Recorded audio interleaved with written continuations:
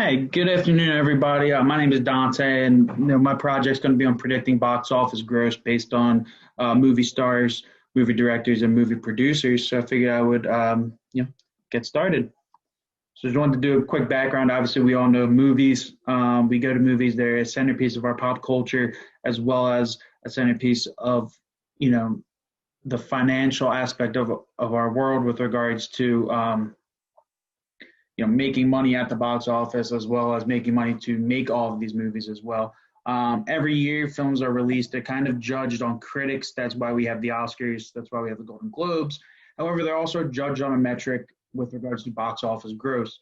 We like to judge movies based on how much money they make and how many people see it. That's why we have such things as, a fifth Avengers movie or a ninth Fast and Furious movie. It's because of things such as people going to see those movies, right? Those movies make billions of dollars every year, and people keep coming back. Well, that's the positive side of box office gross. The negative side is having a movie become a quote unquote flop and having it, forever named in infamy as such. One that comes to mind, obviously, is Waterworld, a movie that was made in the 90s, which cost so much money to make and had a lot of box office buzz around it.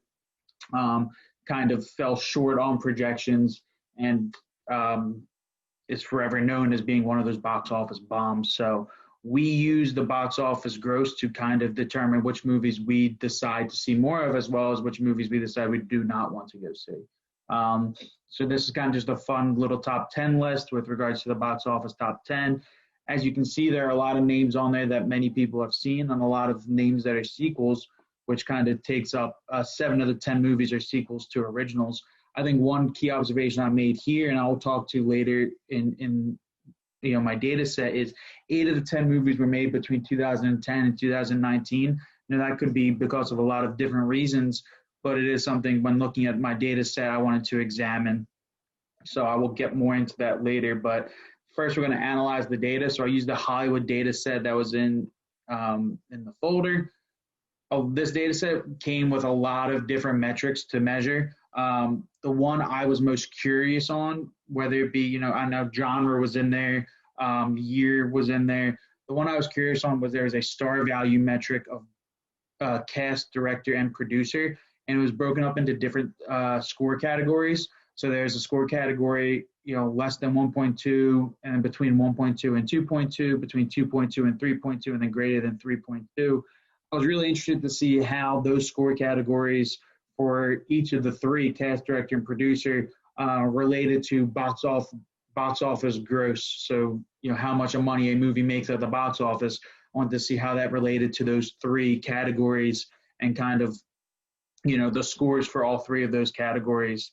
I thought that was an interesting topic to me because as someone who just sees commercials for movies and sees posters for movies, you're always highlighting the cast. Every name on the cast is on there. So I naturally assume, and this is going to be on my hypothesis slide next, that one leads to obviously seeing box office growth. So my hypothesis is that when it comes to these movies, the star value of the cast versus the star value of directors and producers are more important to analyzing box office gross. So basically what I think is having a higher valued cast is more important than having a higher valued director or a higher valued producer. Kind of my justification for that is just what I had said before, but it is kind of tribal knowledge and experience from my end is, every time I see, a Leonardo DiCaprio in a movie or a Brad Pitt in a movie, it doesn't really matter to me who's directing it as much as knowing that since there's a big name and a big cast in that movie, it's intriguing. The same thing goes with the first Avengers movie. I can name you, big stars in that movie, and that was a star-studded cast. However, not a lot of people with regards to the first Avengers movie would have known that Joss Whedon was the initial director of that first movie. Now, there's a rebuttal to that, and the rebuttal to that would be, directors like Steven Spielberg, James Cameron, who I talk about in the next slide. They have more of a cult following where, they can make any particular genre and people will go to see it. And I think this is seen with regards to movies like Jaws, which was an action adventure movie. And then you see him direct a movie like Schindler's List.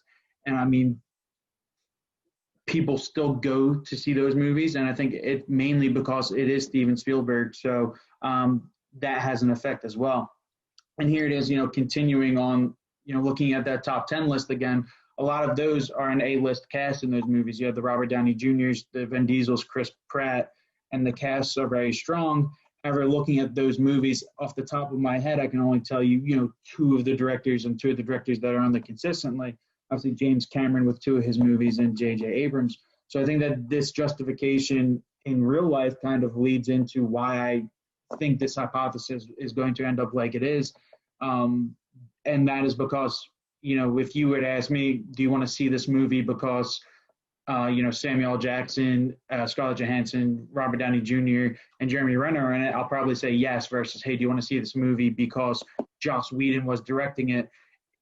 It's a different type of selling point, I guess. And I think that that's why I really thought of the hypothesis the way I did. So the first model I decided to do was a decision tree. I thought the decision tree would give me a very interesting input from the perspective of, if I were in Hollywood creating a movie, if I were a studio head creating a movie, I feel like the decision tree would have given me some guidance as to what my first step should be with regards to, okay, we have all of this money to make this movie. I'm ahead at Disney and I'm creating a movie. So I have all of this money at my disposal. How will I go about spending it? Do I spend it on the cast and get an A+ list cast and, not go as much money on the director? Or should I put all my money onto a director and then fill in the gaps within the cast? Or, do I need more money and do I ask, the biggest name producer to be on it and put his name on it, thinking that it will lead to box office gross? For example, Jerry Bruckheimer is a big name producer.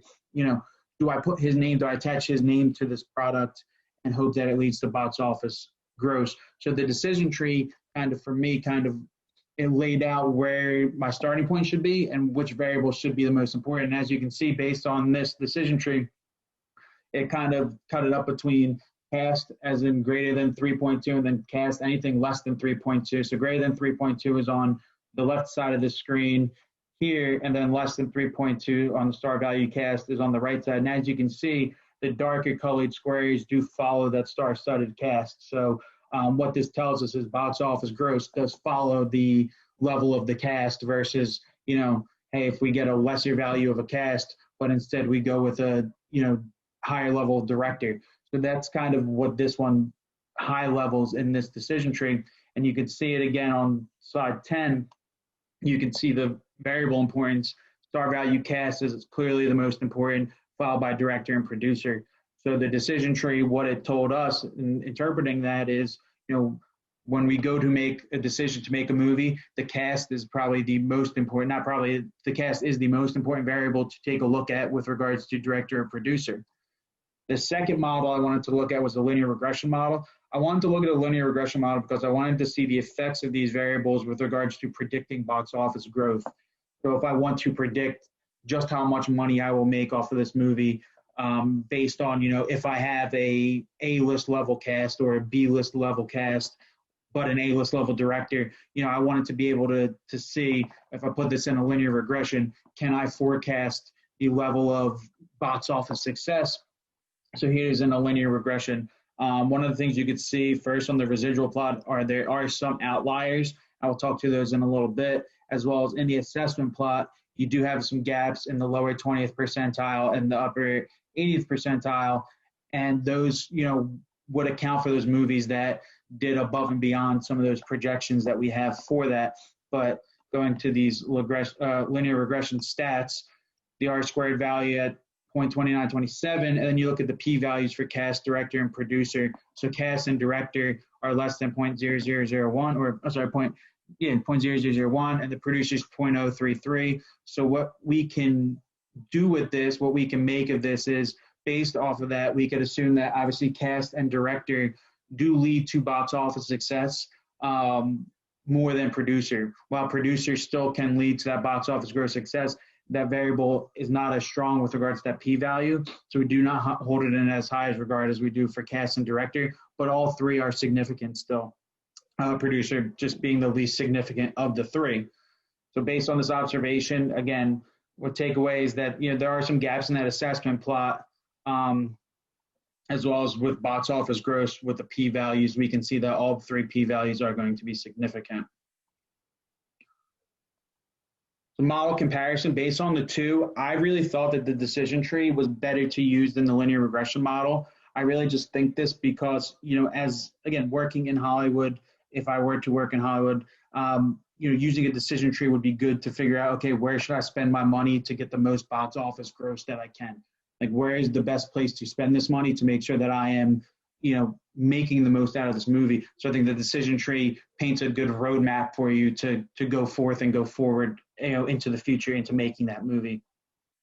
So based on that, on the conclusion, we did see that, the star value of the cast was based on the decision tree, the highest variable on there, as well as both the decision tree and the director had the lowest p-values in the linear regression to show that they are both important. I kind of thought, while my hypothesis was correct, that star value based on the decision tree is the most important.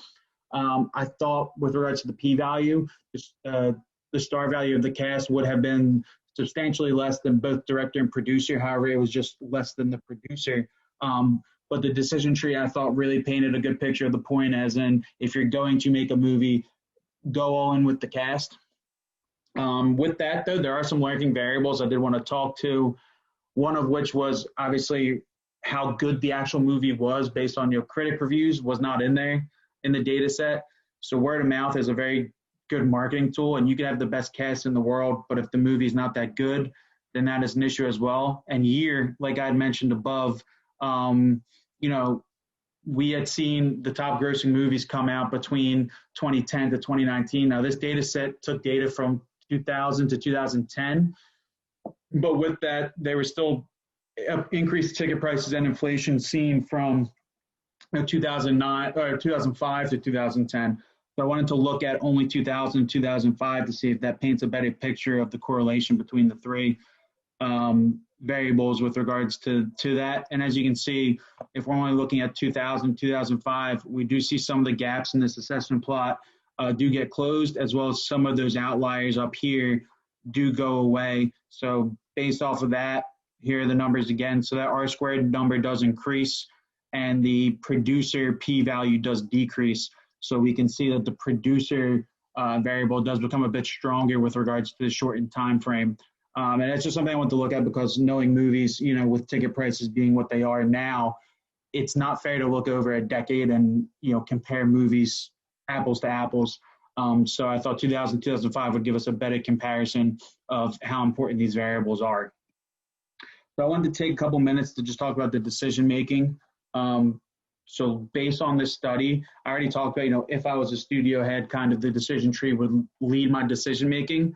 So I think that that's a great talking point of, who should I hire for what roles, or what is most important, or how should I spend this money with regards to cast, director, and producer. But this also can be used as a marketing tool as well. If you're on a marketing team, you need to figure out, okay, who's the most marketable? Is it Steven Spielberg, the director, Robert Downey Jr., the actor, or, the entire cast, or the director? So I think that is used as a marketing tool more as well. And I think a good example of that is, Once Upon a Time in Hollywood had an A-plus list cast and A-plus list director. And, you had DiCaprio and Brad Pitt doing a lot of the red carpet and a lot of the talking, even though you had Quentin Tarantino directing the movie. So I think that just shows more people are inclined to see a movie based off of their cast, and you can market it as such. So that's why on some of these ensemble casts, you see the marketing teams, talking about that.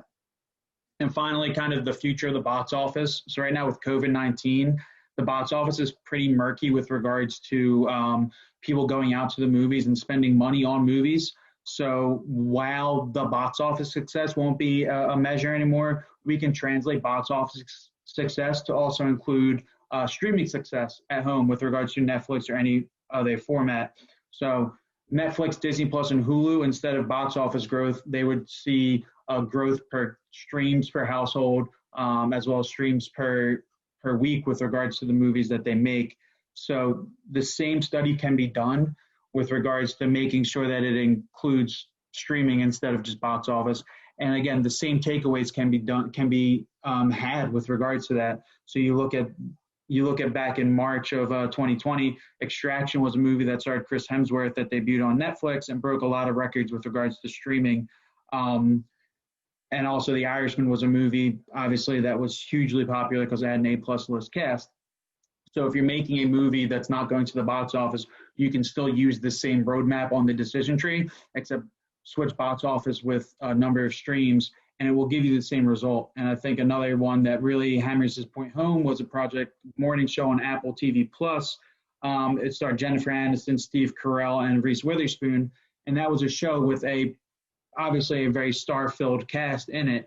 And so, that led to streaming success, that led to people watching, that led to another season, and that led to a few awards. So I definitely think that while the box office may be going away, or at least temporarily going away, this study can still be used and can still be effective in the future. And the future of movies is going to look a lot different, obviously, with no theaters, but using things such as, streams per household, or, streams per account, or number of times watched per account, or streams per week, you can get to a similar result, which is the cast and the director are the main, ones that drive home that gross. So I think that was an interesting, look for me and say, okay, this looked at box office, but how would this study look, 10 years from now? Because I used data from 2000 to 2010. How would this study look from 2010 to 2020 in however many years we wanted to do this? And I think it could still be used with regards to streaming as well. So I thought it was definitely very interesting. It is definitely a good look for anyone trying to get into the movie industry, to look at some of these factors and figure out, based on certain variables, how are we going to make the most money, how are we going to make the most gross, and how are we going to make the most off of what we have, and what decisions do we need to make sure we get there. So that would be it for my presentation. Thank you all for watching, for those who watched, and have a good one.